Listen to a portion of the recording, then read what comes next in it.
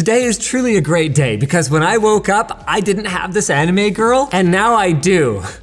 Of course, that's just part of the fun. Inside this beautifully decorated box is the Dusk IEMs, a collaboration between Moondrop and Crinacle of Crinacle fame? Crinacle.com is the brainchild of Corin Co, and it's a website that features a database with hundreds of frequency response graphs for both headphones and IEMs. And in recent years, he has started working with audio equipment manufacturers to produce either devices that are tuned by him or, in this case, based on a deeper collaboration.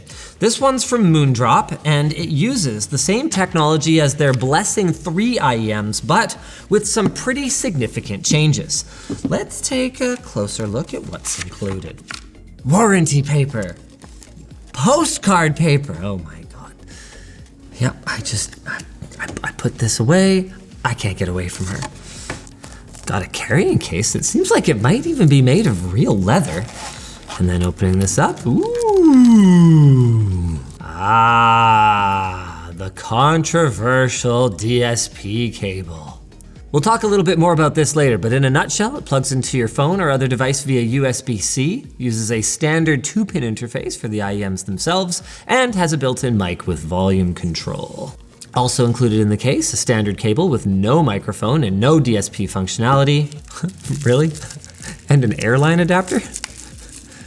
Nice.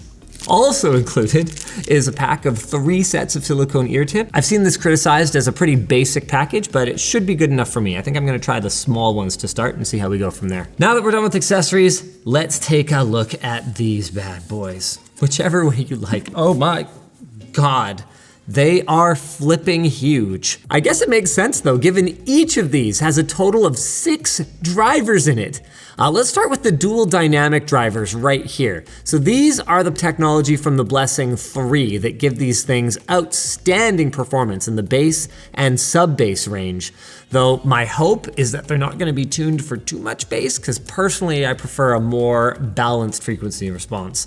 We've got a pair of balanced armature drivers for the mids, and then we've got another pair, and this is the big innovation compared to the Blessing 3s, of tiny planar magnetic drivers to handle the high end. And you can see they're using the same 3D printed construction in order to achieve an incredibly complex shape. Separating the outputs of these drivers, you can see there's 3 separate holes that make their way into your ear holes.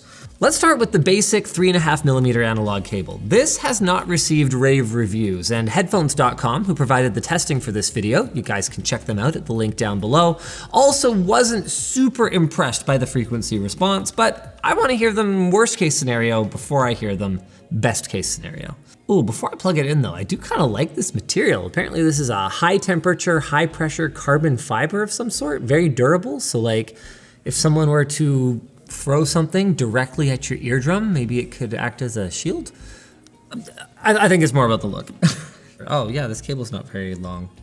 Honestly, I don't mind that though. I'm not the kind of person who typically puts my music player kind of beside me on the desk and needs to have it far away. I tend to want it within reach, so I would just put it down the shirt and then into my pocket, and it's kind of the perfect length for that, but maybe if you're taller, it would be a problem for you. Wow, those are big. I feel like a man. Pretty solid sound isolation, I'll say that much.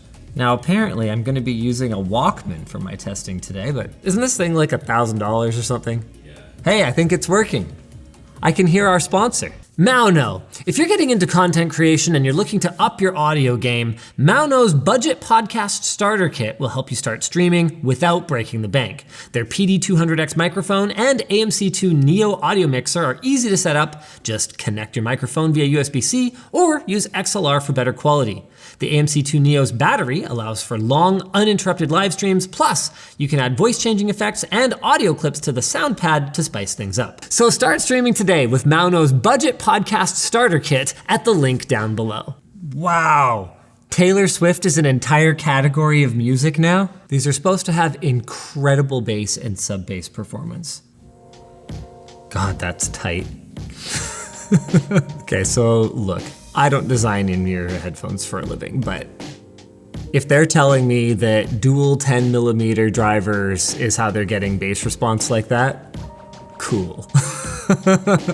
Outside of that though, they don't really blow me away. I can't fault the accuracy of the mids and highs, but as someone who grew up with the Sennheiser Veil, I find them a little bit fatiguing, and I'm also getting a fair bit of that IEM effect, right? Where I'm kind of listening inside my head. The good news though, is my understanding from looking at headphones.com's evaluation is that the DSP cable, at least in certain configurations, is supposed to fix every problem that I have with them. So why don't we switch over to that now? I'm honestly not up on all of the audiophile lingo, but I'll just say that for something that has such rich, just gorgeous bass response, the rest is a little disappointing. While I get this set up and deal with this pop-up on my screen here, it seems like as good a time as any to talk about what the DSP cable does. As advertised, it has a digital sound processor on board, and it allows you to select one of up to, I believe it's 5 different, essentially EQ profiles. Now, I can't find anyone who really likes any of the profiles other than the default one, so I wanna start there. But my team has already preloaded the somewhat sketchy app onto my Walkman, so I do wanna give that a try as well. Why sketchy, you might ask? Well, let me put it this way. It's not in the Google Play Store. It requires access to all the files on your phone, which is like, what? So you're downloading this random APK, giving it these sweeping permissions, and then just all for what? So your headphones sound a little different? I don't know, guys. Before I press play though, one more thing. Let's take a look at the kind of before frequency response curve from headphones.com with the 3.5mm cable. You can see that strong emphasis in the bass and sub bass, though I can't stress enough, this is not like your late 2000s Beats by Dre where it's really muddy and ugly. It sounds really good. And then in the mid-range, you can see some of that inconsistency where sometimes it's overemphasized compared to our LMG target curve, sometimes underemphasized. Then beyond that, we've got a big bump here at around 15,000 hertz that looks like a catastrophe, but realistically is at about the edge of human hearing and shouldn't bother you under most circumstances. That is, unless you're younger or you have a particularly discerning ear, in which case it may add a bit of shrillness to the audio. Now, before I look at the DSP cable version, let's continue. I don't stare at these all day, so I would be really curious to look at the difference in frequency response, because whatever it is about the 3.5mm cable is definitely more fatiguing for me than the DSP cable. It's a little early to say if I think there's a huge improvement in the inside your head effect. Let's get off of fantasies and into hypnosis. And it's amazing what we've given up switching to AirPods collectively. The audiophiles might be onto something, hey? So what, I just have to run this cable? Even lower notes on the piano feel like they're like reverberating in my neck. Like, if you are all about bass guitar solos, man, these things flippin' rock. And I'd say everything else is good enough. Yeah, $360 is a lot of money, but when you compare this to what we used to have to pay for this kind of performance, good Lord, it's no wonder people are so excited about Chi-Fi. Like, man, it's not like I don't own products that will perform on par or above this, but like, you would have had to pay so much more for this in the past. I still don't think these would be my choice. Let's have a look at the differences here. And there it is, yeah, when we compare this to a population average anatomy target, it's like pretty much bang on, except for that extra emphasis on the low end. And other than me being incredibly boring and preferring a really flat frequency response, things are kind of awesome. I mean, yeah, it's a lot of money to spend on an audio product, but now that Apple has kind of normalized spending $200, $300, I mean, when I was in high school, nobody had headphones that were more than like, $30. Even correcting for inflation, that's like spending $50 today, but now that it's normal, I'd say this is a pretty damn good normal. Of course, I haven't tried any of the different DSP settings yet. Apparently they're just awful, which maybe doesn't matter to you because you don't have to use them at all. In fact, you don't even have to install the app if you just want to use the default settings for the DSP cable. Can't say the comfort's super great for me, by the way, even with the small tips. They're a little on the big side, so your mileage may vary there, obviously, but I don't find them as heavy as I expected them to be, which is good. All right, let's try the Harman tuning.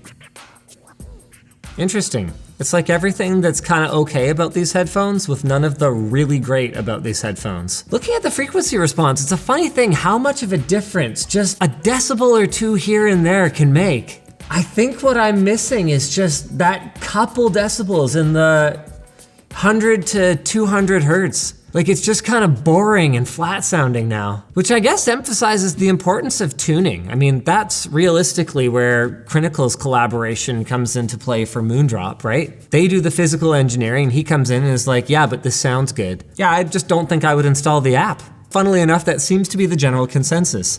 These things are outstanding, great for the price, just don't use this cable and don't install the app.